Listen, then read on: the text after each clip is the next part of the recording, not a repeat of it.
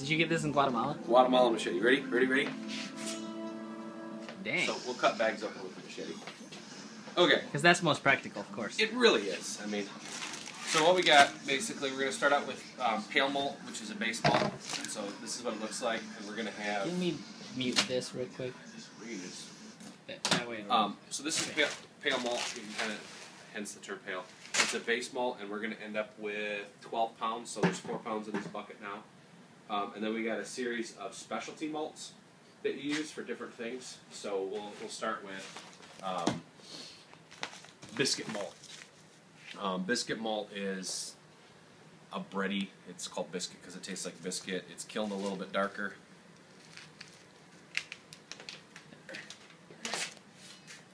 Sweet. And so you can see here's the pale. There's the biscuit. Not a lot darker. Just a little bit. If you want to taste it, you can. It tastes kind of biscuity. I mean, you can smell it. It smells biscuity. That's pretty funny. So then there's another kind. It's called aromatic malt, and this one is specifically to make the smell. So if you think of beers like dark beers are called malty, light beers are hoppy. This one, you can. Let me pour some more so I don't spill it over the floor. You get give that a whiff. It's pretty funny. Oh wow, yeah. So it's got a much stronger smell than normal malt. Is this a recipe that you found? I made it. Oh, okay. It's a couple different things, some different malts I want to try. Stouts are best, the more complex are when you add more malts. I mean, there's a limit. If you have like 40 malts, which you could do, I'm sure it'd be very complex, but you could never differentiate, so I'm just trying to different. That makes sense. This is called Special B. Tell me what it is, if you can... what it smells like to you. Like sunflower seeds or something? Yeah, it's a sunflower seed raisin smell. Oh, nice. And so it's a little bit darker, and it gives it more depth, things like that. And we have your standard crystal or caramel malts, and this is a pale malt that's kilned a little bit darker, with the intention of just adding a little bit of sugar. Okay. You can see the darkness. And then where do you get all this stuff? Just I use winemakers in Elmhurst. So, okay. And then we have the fun stuff. So this is chocolate malts, and we're going to add a bunch of chocolate malts. Chocolate malts, by the name, they look chocolatey. Mm-hmm. There's not actual chocolate in them, but what it does when you do this is you can smell it. It's kind of dark. Yeah. So you can see the difference in color in the bucket. And we're going to add a full pound of chocolate. It gives color, and it gives it a chocolatey kind of taste. Oh, nice. It's not actual chocolate. It's just darker kiln. And then we have roast barley.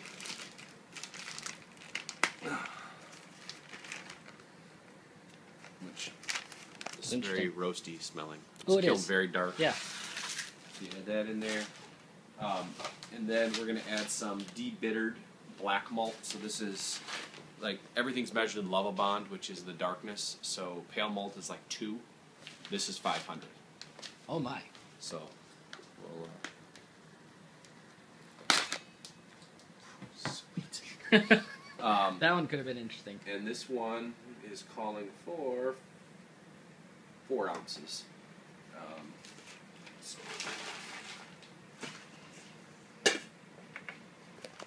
And this stuff, because the darker the malt, the more astringent it gets. So if you could use like a crap ton of dark malt, and it would taste like burning, basically. Okay. This gives it a little bit. So measuring it's important here. Very. You just don't want too much of it, because, like I said, it's very potent stuff. And that's all of it. 4 ounces will, and this will change the color between the chocolate malt and this from roughly light, kind of an amber color, to black. Oh wow! So, so that is that. We'll throw the specialty stuff in here, and then the other thing we'll add that we don't add till after we cook the stuff is lactose, which is milk sugar. It's non-fermentable. So what it'll do is When you put it in a program, it adds a little bit of alcohol because there's a little bit that can be fermented, but 98% of it doesn't ferment or whatever, some random stat.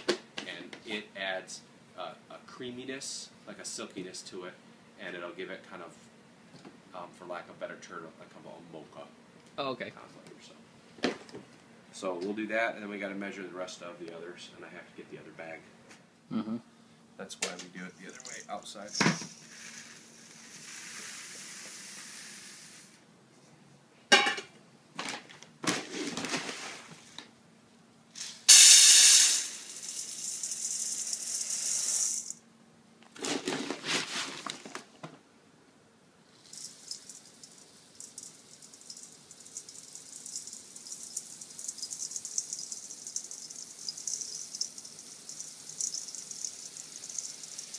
It's very cold, so trying to hold copper when it's cold really sucks.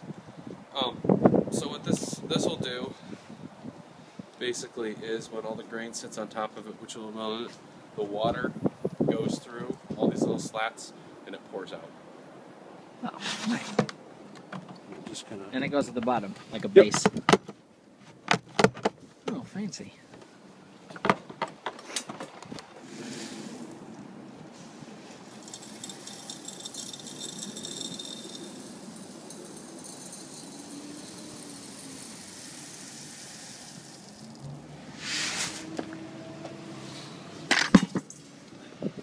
Here we go. Yep.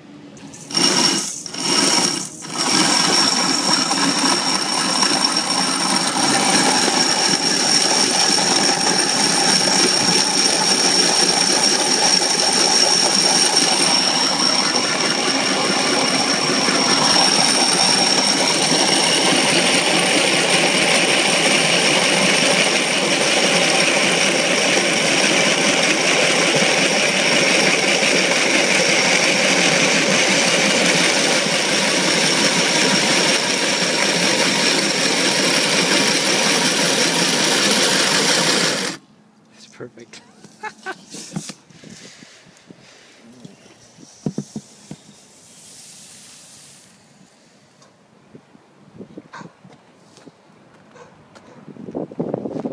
This is the water we're adding? Let's see what temp we're at.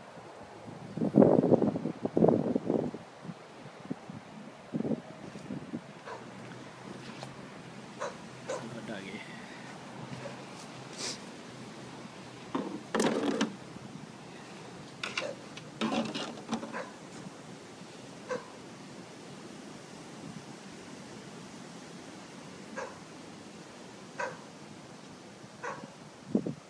Well, it's a little hot still. Although this temperature should go down very quickly. So. Stir the mash up with this thing. So you stick your mash paddle in and... Oh, okay. Do you have to do it while you're filling it up? Doesn't matter. Okay. You do it on and off.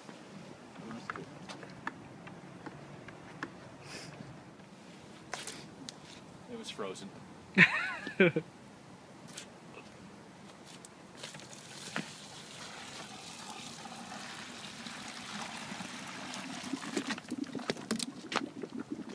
It's like a witch's brew, kind Well, of. you can hear it.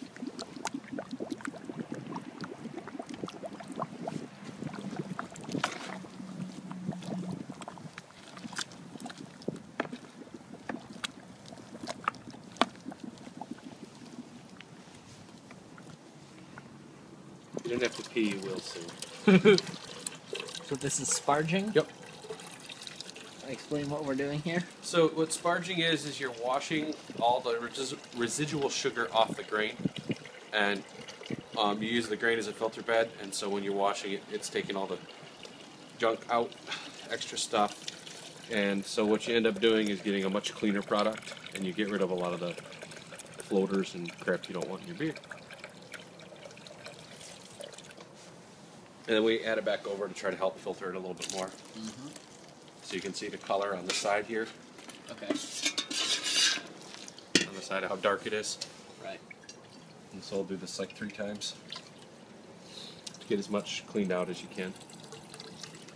And then we'll use fresh water to go through, and once we get all the fresh water, then it'll wash it out. And so as you add more water, it'll get lighter.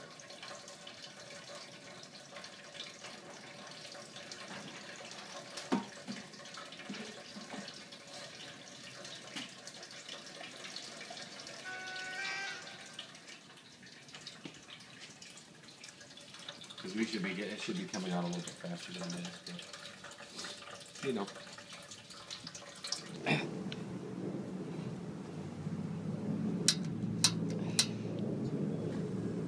More or less? Yep, all the way.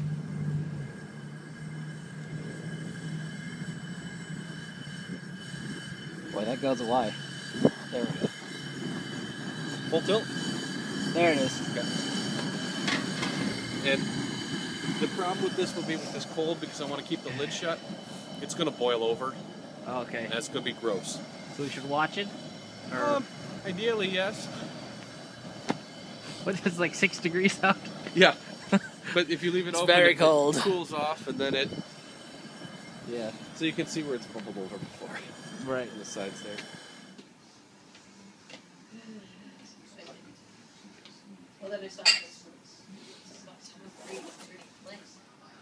I'm going to do 2 ounces of hops. Velma.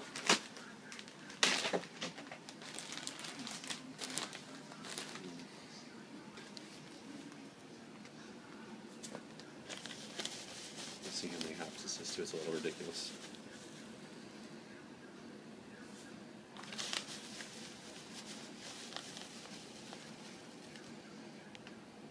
Wait. Okay, kids, we don't want to smoke the hops. Oh, God. That'd be painful. I'm sure someone's tried it. Probably. So that's 1 ounce of leaf, Oh, wow. because it's super light. If you did this with pellet hops, this would be like a half a pound. This is like a mesh kind of bag? Yeah, it's a fine mesh bag. So that'll be our late edition. Just get it done now.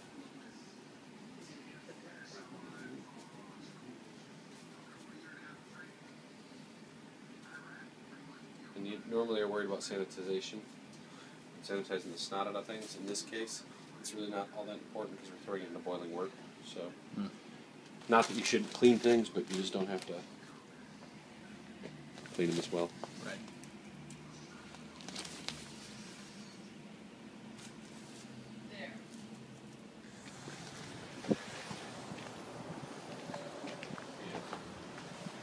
I don't know if you get a decent picture with the steam coming out of it, but it's pretty cool looking. The nice part about this new camera is you can take pictures while you're videotaping.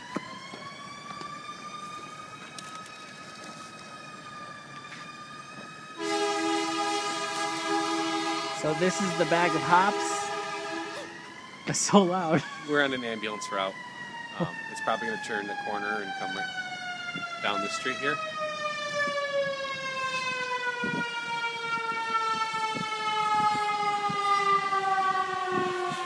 It's the fire department, which is a block down the road. Ah. So,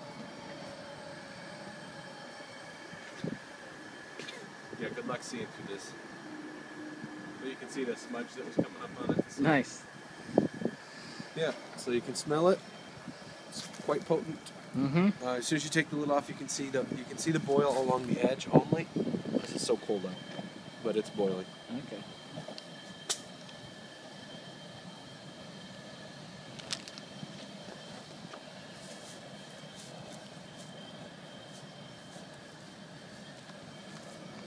It's a heck of a tea bag, is what that is. Yeah.